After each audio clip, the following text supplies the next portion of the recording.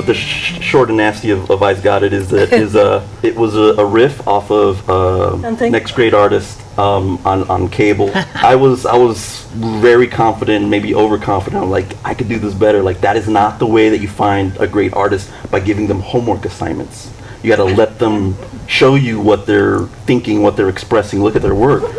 And so I just happened to have an opportunity to curate a show at Pump Project. And I just worked my way to Big Medium, because the East was right around the corner. I'm like, hey, can I do this competition idea?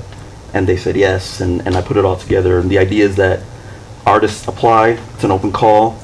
Their work gets reviewed by 3 arts professionals. I had a gallerist judge, a curatorial judge, and an artist judge.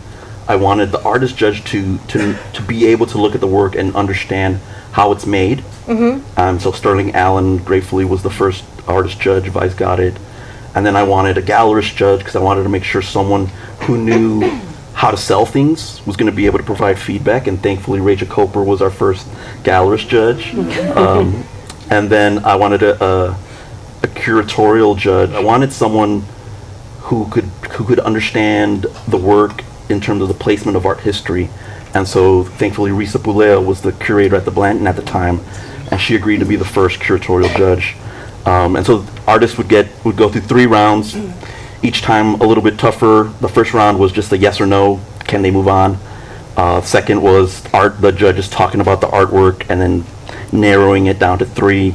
And then the final 3 artists would be in the room with the judge, well, one at a time. Each artist would bring their artwork, 3 to 5 pieces, with the judges, and having an impromptu studio visit. And then from those 3 interviews, one artist would be selected to have a solo show. That first year was at Pump Project, and then the second year I approached a new gallery down the street from me and asked them if they would be willing to partner with me, and Jill Schroeder from Grey Duck agreed, and we worked together for 10 years. Yay, Jill. And it was great.